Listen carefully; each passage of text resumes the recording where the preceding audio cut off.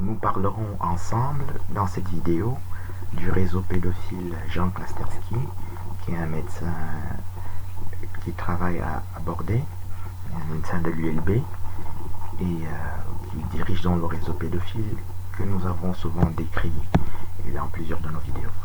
Donc c'est le réseau pédophile Jean Klasterski, Patricia Rubinfeld, qui est une avocate qui dirige dans ce réseau pédophile, et toutes les disparitions d'enfants sont centrées dans la police et dans la justice.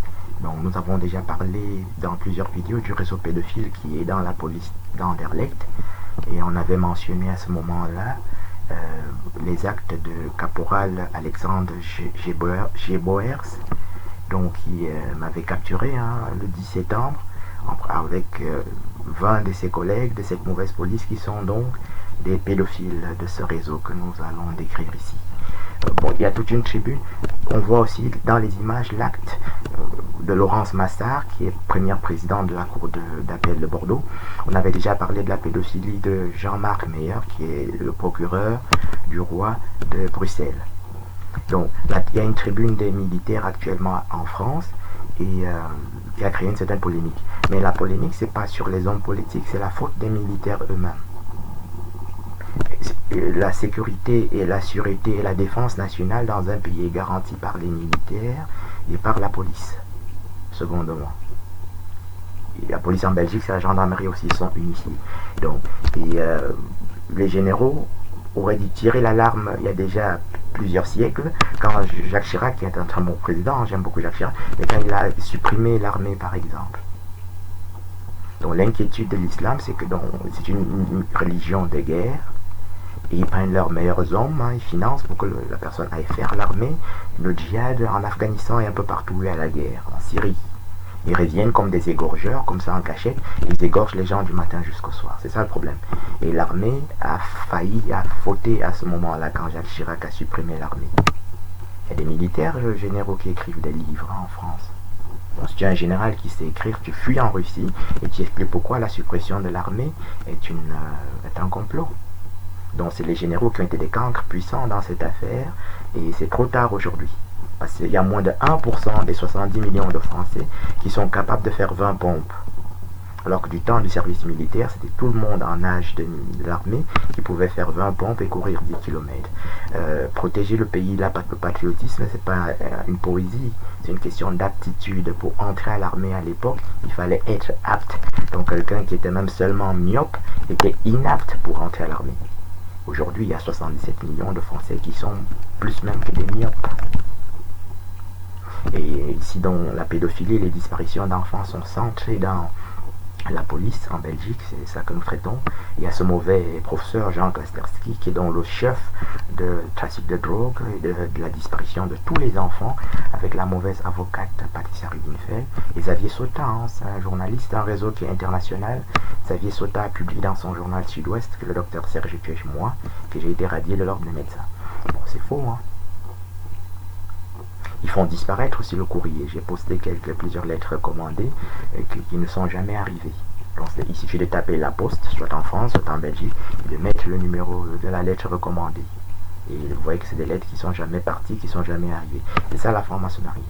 Nous avons déjà expliqué plusieurs fois que l'étoile de David est fausse. Ça n'existe pas dans la Bible. Le sceau de Salomon est faux.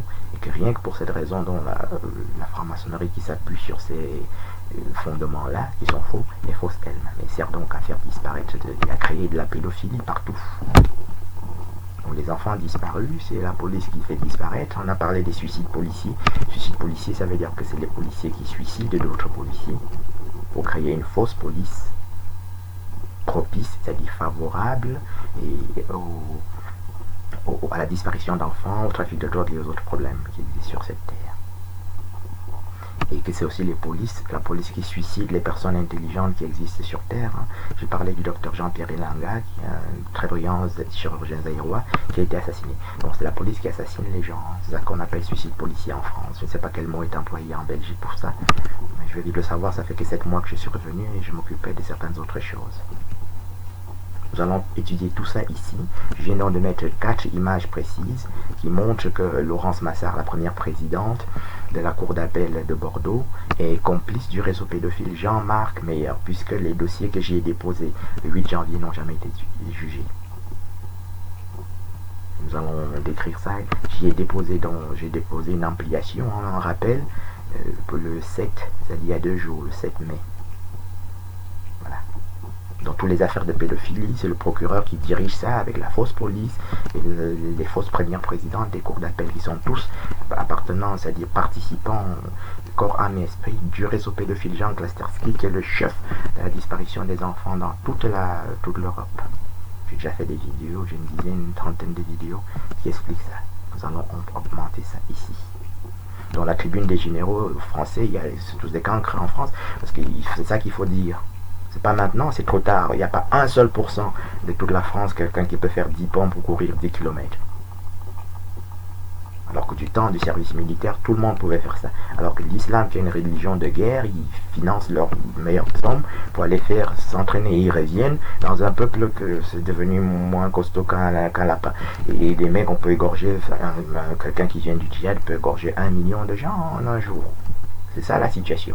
Et les généraux auraient dû faire cette tribune un peu plus tôt et de manière ininterrompue. C'est-à-dire tu fuis même en Russie, en Chine, je ne sais pas quel où il faut fuir. Tu fuis quelque part. Si on te tue en Chine, un autre fuit au Japon. Si on te tue au Japon, le 3e général fuit en Russie jusqu'à ce qu'on trouve un endroit où on peut raconter ça. Donc c'est des cancres ces généraux-là. Hein. C'est dommage. Hein. Parce que personne n'a dit ce que je viens de dire là. Mélenchon il a raconté une tas de fumisteries. Et il fallait s'alarmer il y a 30 ans. 35 ans. La suppression de l'armée, c'était un complot contre la France, un complot contre le christianisme. Parce que donc il y a un islam aujourd'hui qui sont des militaires, hein, c'est un esprit militaire dans le Coran, et puis qui forme les gens dans les territoires de guerre, et la police aujourd'hui c'est une très mauvaise police qui dirige des réseaux pédophiles et des autres choses. Les juges aussi sont mauvais, et le chef d'État en France il est mauvais, hein, il est totalement mauvais. Il vaut rien.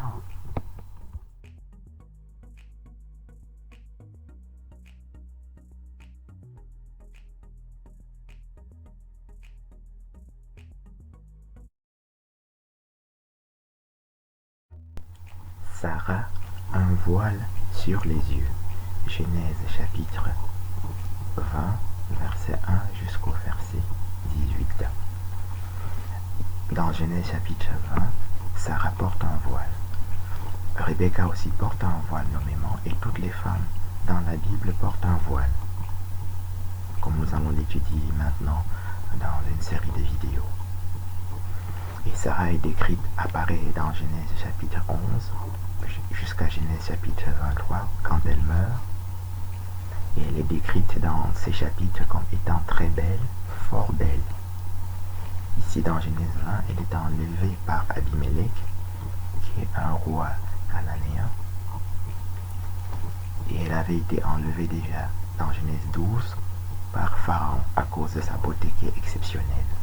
Nous avons ici une courte preuve supplémentaire que donc dans tout le Coran, et depuis 1400 ans, il n'y a jamais eu un seul savant, puisqu'il n'aurait jamais été dans l'ignorance de cette donnée primordiale et fondamentale.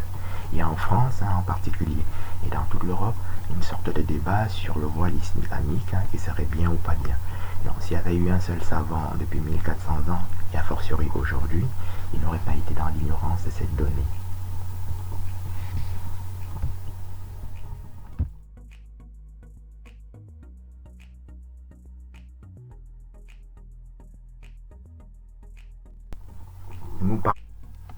Rebecca prit son voile et se couvrit. Genèse chapitre 24, verset 64. Rebecca, c'est l'épouse d'Isaac. Et dans Genèse chapitre 24, après la mort de Sarah dans Genèse chapitre 23, Isaac lui-même naît dans Genèse chapitre 20. Et pour se consoler de sa mère qui vient juste de mourir, son papa envoie chercher Rebecca, araméen, c'est-à-dire Babylone, et ils se rencontrent ici. Et Rebecca prend son voile et se couvre. Genèse chapitre 24, verset 64. C'est un long chapitre qui va jusqu'au verset 67. Pour ceux qui ne sont pas musulmans, ils peuvent ne pas comprendre, mais une femme musulmane ne doit pas porter le voile dans l'intimité, c'est-à-dire dans la sphère privée. Ce n'est que lorsqu'elle est dans une sphère qui n'est pas privée qu'elle prend son voile, qu'elle se couvre de son voile. Et donc, Rebecca porte un voile en fait, et elle rencontre ici Isaac pour la première fois, et elle se couvre de son voile, qui est aussi un signe de sensualité d'ailleurs. Hein. Donc nous sommes en train de faire une série de vidéos pour expliquer que toutes les femmes portent dans la Bible, de Genèse 1 jusqu'à toutes les Bibles qui existent, c'est-à-dire le Nouveau Testament aussi, que toutes les femmes portent le voile. Et nous prouvons aussi par là donc qu'il n'y a jamais eu de savant ni dans l'islam, ni même dans le mauvais catholicisme. Thomas d'Aquin ne sait pas ce que nous disons ici, et Albert Einstein non plus malheureusement.